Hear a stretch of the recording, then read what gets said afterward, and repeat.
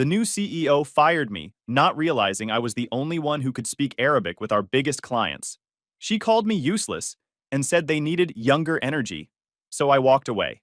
4 days later, she regretted it. Sup, Reddit. Got fired on a Thursday morning. It didn't take long for them to get a hard reality check. Grab your popcorn and enjoy the shit show. The calendar invite showed up at 8:40 a.m. No subject line. Just, Room 5B required. Name's Garrett, 53 male. Senior liaison for Middle Eastern operations.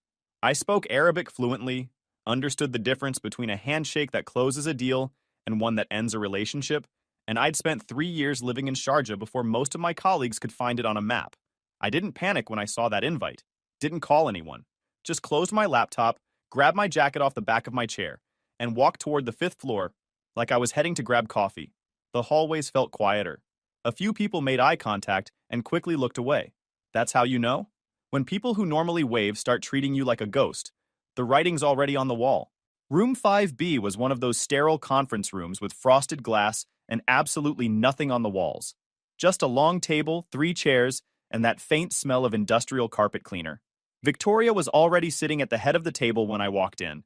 She'd been CEO for exactly 47 days, brought in from some venture capital firm after our previous CEO retired.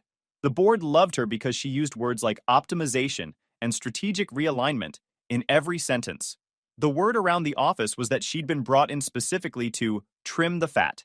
She'd already cut 17 people in her first month, mostly middle managers and senior staff, the expensive ones, the ones with institutional knowledge and negotiated salaries, the ones who knew where all the bodies were buried.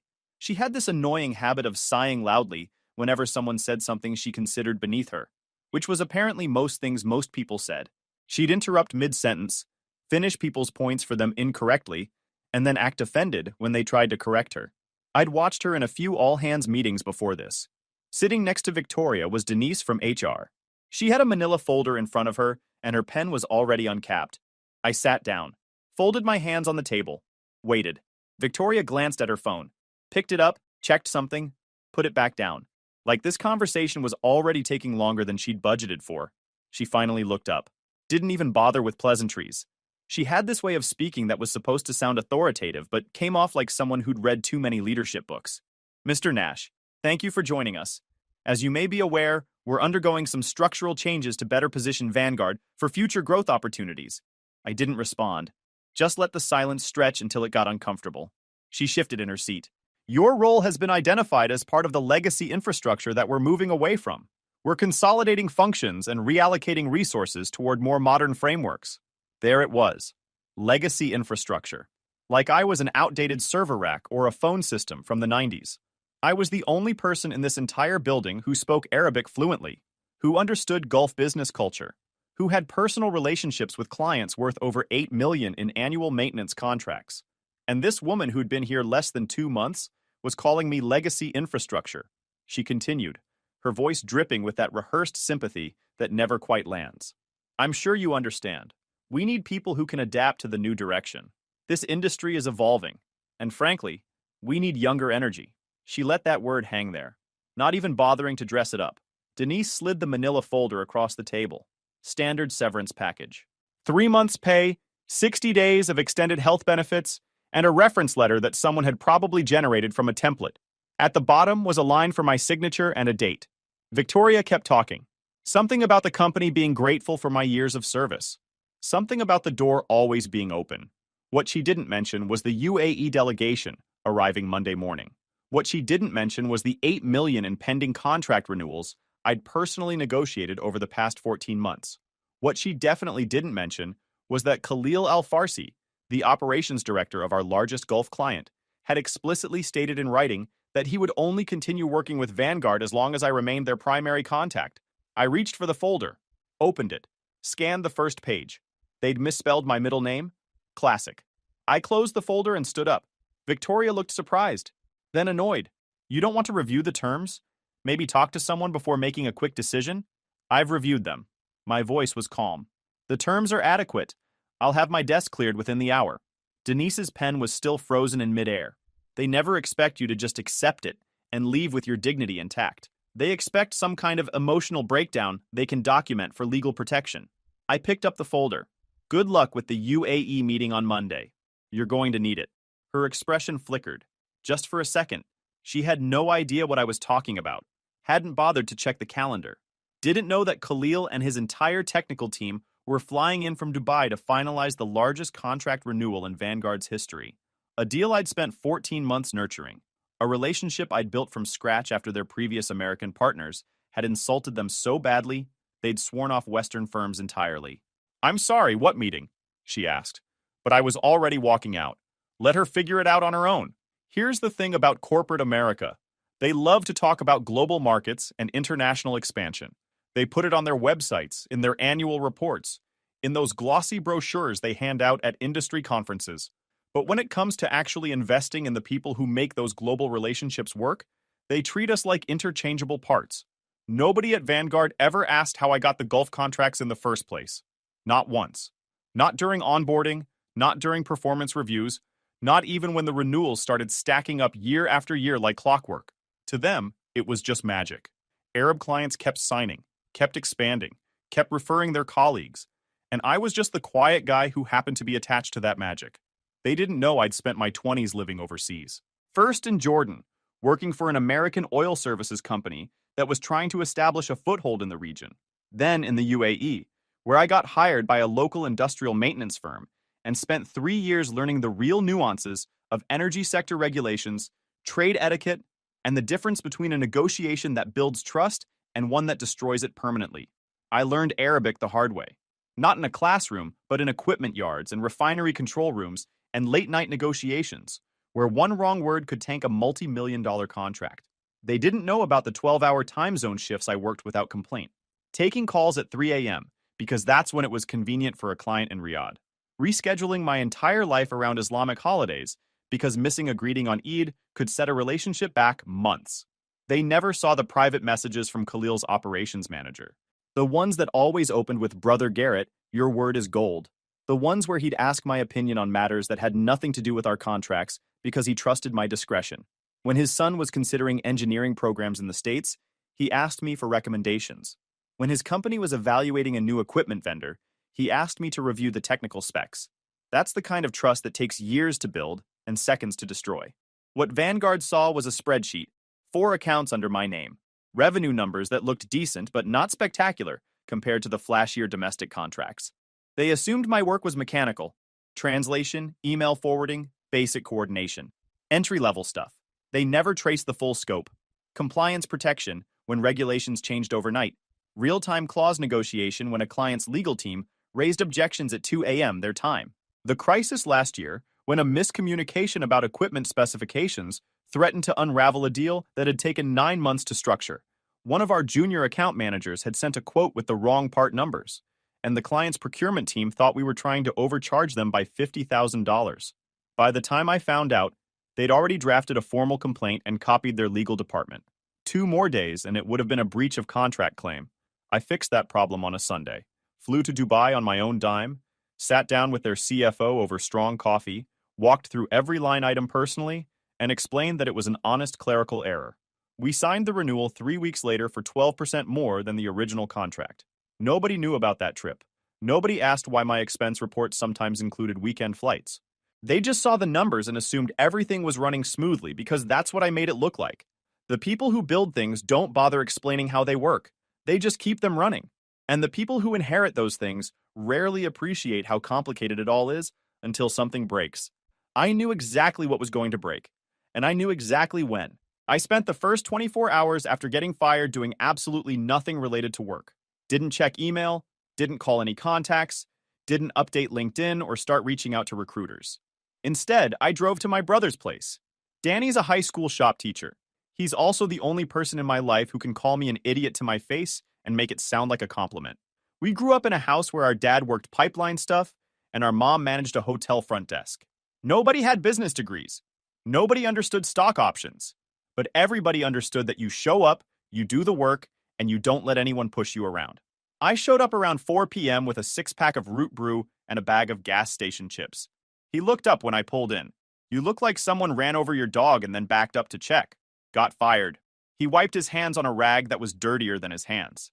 "Huh, the new lady? She called me legacy infrastructure. Danny snorted. Legacy infrastructure? That's a new one. Usually they just say you're not a culture fit or whatever. He tossed me a drink. So what did you actually do? Nothing. She's cutting costs. I'm expensive. You're also the only reason they have those Arab contracts, right? Yep. Danny shook his head slowly. So she's stupid. Massively. The dangerous kind of stupid? Or the kind that fixes itself? I thought about it for a second. The kind that thinks it's smart. Ah, the worst kind. He went back to the engine block. Well, at least you won't have to watch it blow up from the inside. You can enjoy it from out here. His kids came home from practice around 6. I crashed in his guest room that night. First full night of sleep I'd had in months. Saturday morning, I drove home and spent the day cleaning my apartment. Saturday afternoon, my buddy Nico called. We've been friends since college. He runs a barbecue joint now, way out in the suburbs where rent is cheap and the health inspectors are friendly.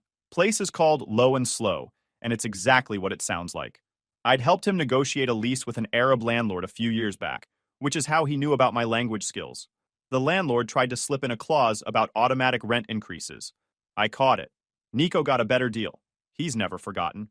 Heard you got the axe, he said. No preamble. That's Nico. Word travels fast. Small industry. You okay? I'm fine. Actually feel better than I have in months. That's the first stage. Denial. Next comes anger, then binge eating my pulled pork. I laughed. First real laugh since walking out of room 5B. I appreciate the diagnosis.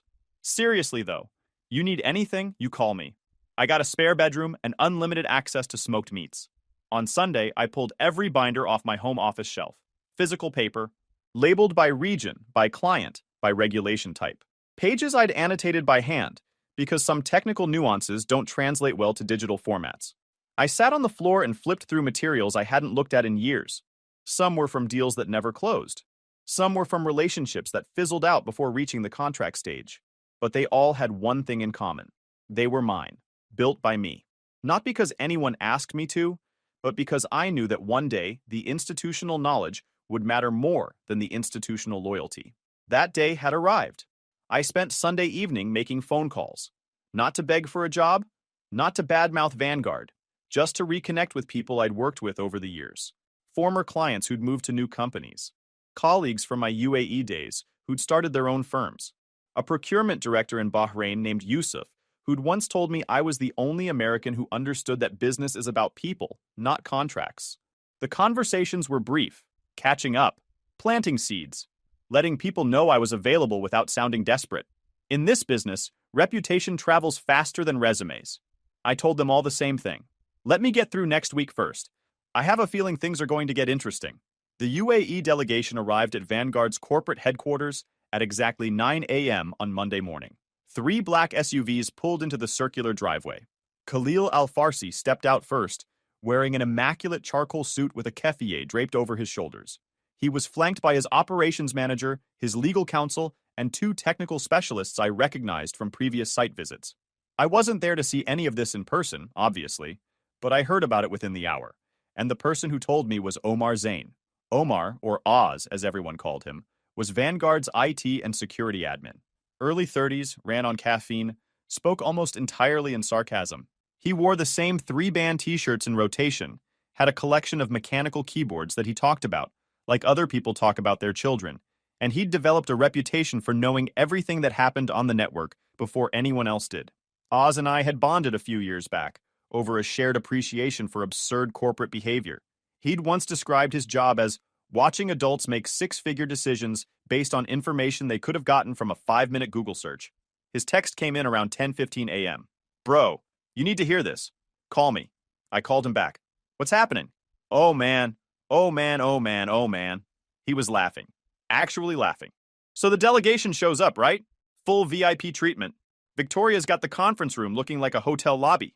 Flowers, catering, the fancy coffee machine nobody knows how to use. She even made the receptionist wear a blazer, which, by the way, the receptionist is now very angry about. And they walked in. Khalil takes one look around, doesn't sit down, just stands there with his hands behind his back like he's inspecting troops. Very formal, very not impressed. Then he asks, and I quote, "Where is Brother Garrett?" I could hear Oz grinning through the phone. Victoria goes white, She does this little stammering thing where she's clearly trying to figure out who you even are because she definitely didn't memorize your name before firing you. Then she says something like, Mr. Nash is no longer with the company, but rest assured we have assembled a fully capable team to continue our partnership. Corporate word salad. The usual. How'd he respond? He didn't. Not at first. He just looked at her for a long moment. Then he said, real calm. We stated our requirements in writing. Mr. Nash was named specifically. This was not a suggestion. And the way he said it, man. Like he was explaining something to a kid who should have known better.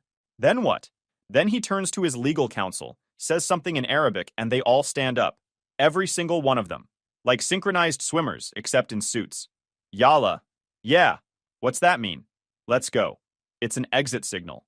Well, they definitely exited. The whole delegation. Gone before the coffee was even poured. One of the advisors stopped at the door and said something to the receptionist in Arabic. She didn't understand it, but she said it sounded like a blessing. Or a curse. Hard to tell with Arabic sometimes. Probably Allah yustur means, may God protect you. It's not a compliment in that context. Yeah, that tracks. Victoria just stood there watching them leave like someone had unplugged her. How much did the account represent again? 7.8 million annually, plus the pending renewal that would have bumped it to 9, plus the referral they were going to make to their partner company in Qatar, which was supposedly another 3 million. So, rough math, we're looking at around 12 million in current and future revenue that just walked out the door because someone didn't do her homework. I let out a low whistle. That's a lot of zeros. Victoria's in her office right now with the door closed. Pretty sure I heard something break. Might have been her ego. Might have been a lamp. Honestly, super satisfying either way. The rest of the week at Vanguard was apparently a masterclass in corporate panic. Oz kept me updated with a steady stream of observations, each one more entertaining than the last. Tuesday. HR is going through your old performance reviews trying to figure out what you actually did. They've been at it for 4 hours. Pretty sure they're more confused than when they started. Wednesday. Victoria tried to call Khalil directly. His assistant said he was unavailable. That's diplomat speak for lose this number. She then asked if we had anyone else who spoke Arabic. Someone suggested Google Translate. I wish I was joking. Thursday morning, the sales team sent an apology letter to the Kuwait account. They addressed it to Mr. Al Kuwait. That's not a name. That's the country. With Al in front of it. I'm losing my mind. Thursday afternoon.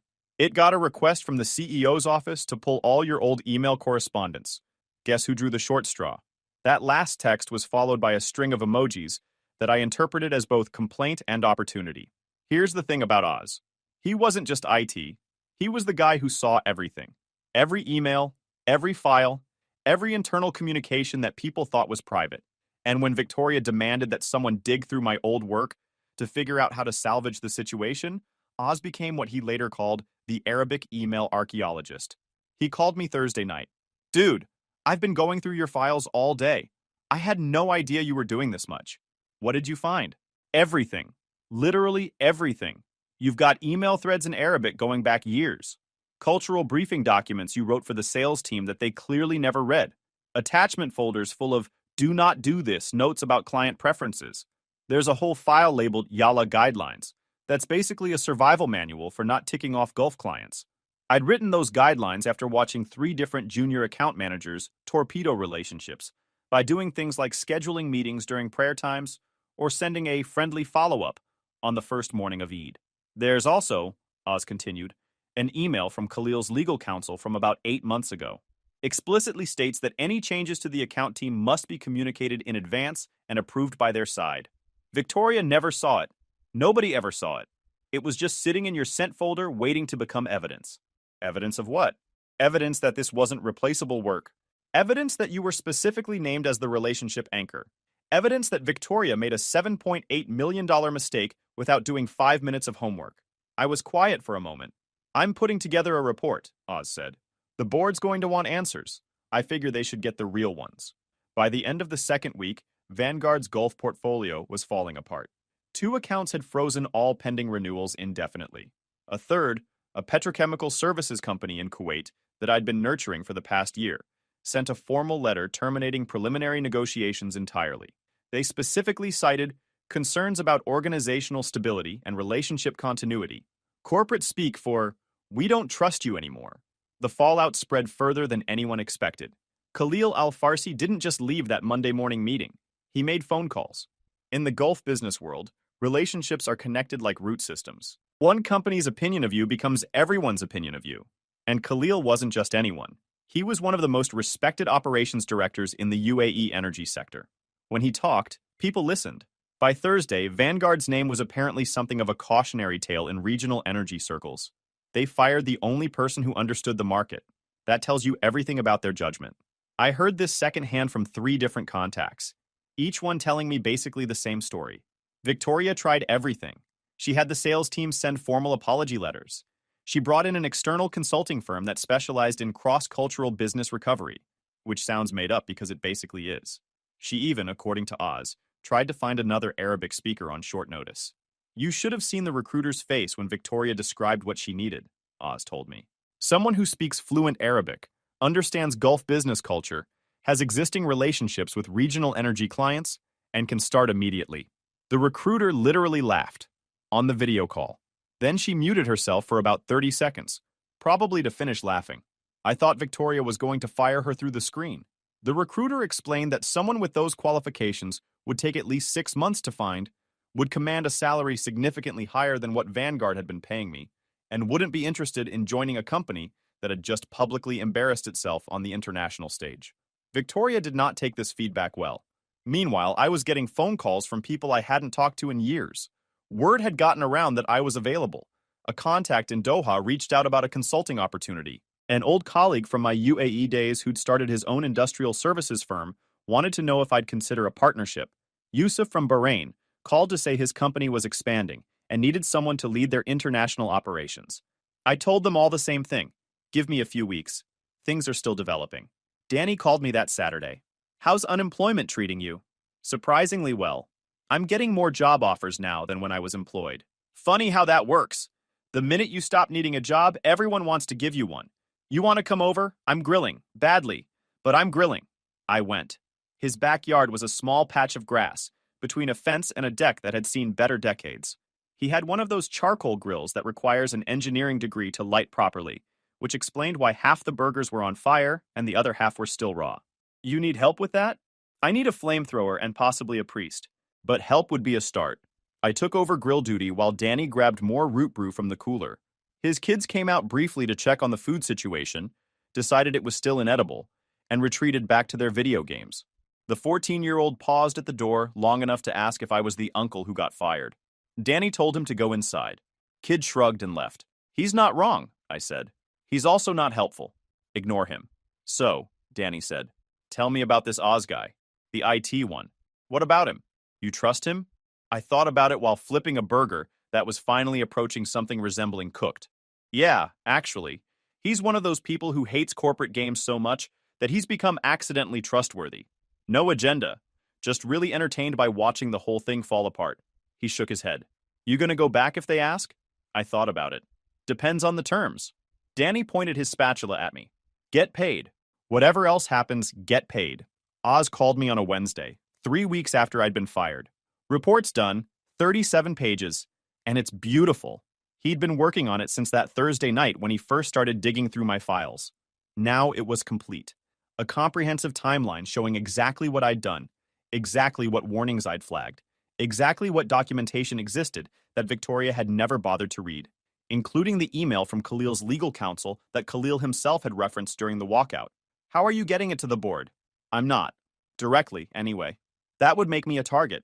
And I like my job. I'm giving it to Denise in HR. She's legally obligated to escalate material findings to General Counsel. General Counsel is legally obligated to brief the board on potential liability issues. Chain of custody, baby. My hands stay technically clean. The truth comes out. And Victoria gets to explain herself to a room full of people who actually know how to read a balance sheet. You're sneaky. I prefer strategically positioned. But yeah, little bit sneaky. The board meeting happened the following Tuesday. Lasted 4 hours.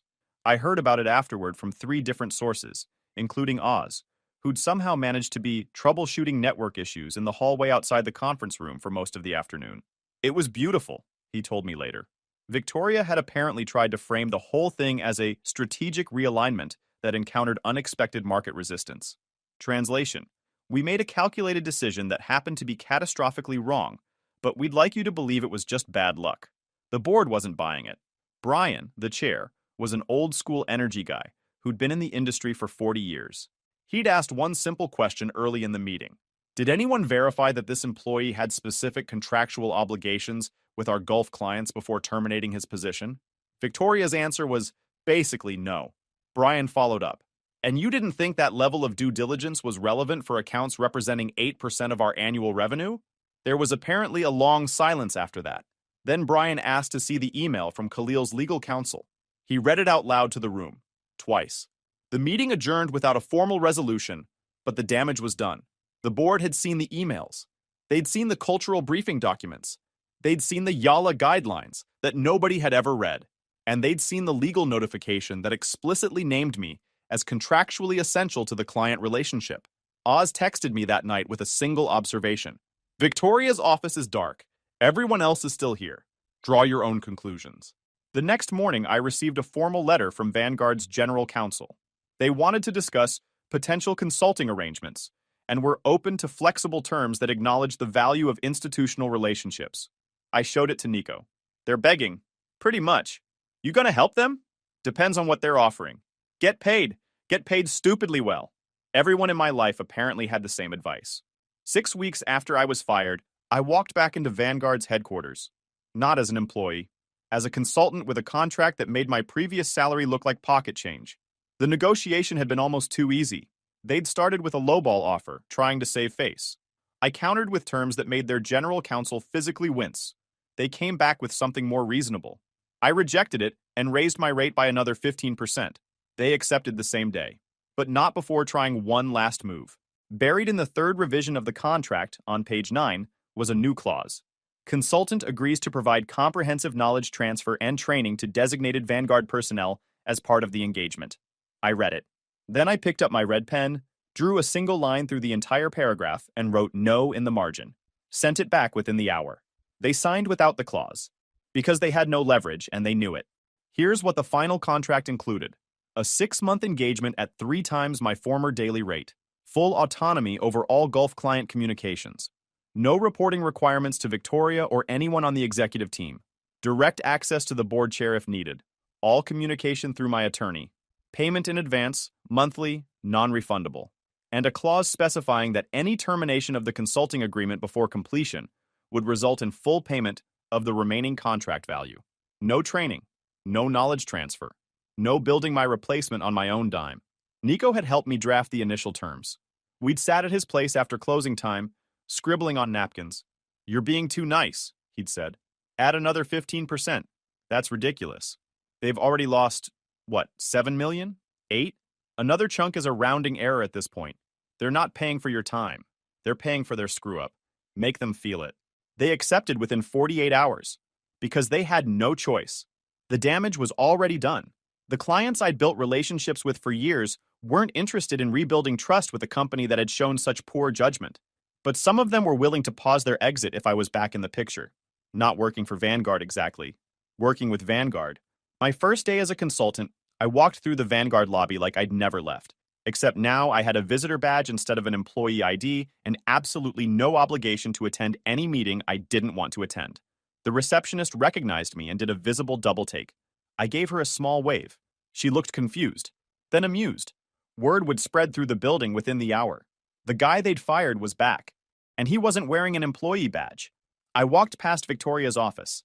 She was still CEO technically, though the board had installed what they called a strategic oversight committee that reviewed all her major decisions. Corporate speak for, we don't trust you anymore, but firing you would trigger your severance package and make us look even worse. She looked up when I passed. We made eye contact for about 2 seconds. I gave her a small nod. She looked away first. Oz caught up with me in the hallway. He was carrying his usual enormous coffee and wearing what appeared to be the same band t-shirt he'd worn the last time I saw him. Mashallah, the prodigal son returns. He said it loud enough that a few people in nearby cubicles looked up. One of them was from finance. She'd been at Vanguard longer than I had. She gave me a small nod. You've been practicing your Arabic. Yup. He fell into step beside me. So what's the plan? You gonna save their butts? I'm gonna stabilize what can be stabilized. 2 of the accounts are probably gone for good. Khalil's team doesn't trust anyone here anymore, but he's willing to talk if I'm the one doing the talking. And Victoria just has to sit there and watch you fix her mess? That's the idea. Oz grinned. Beautiful. You know what this is? This is professional wrestling.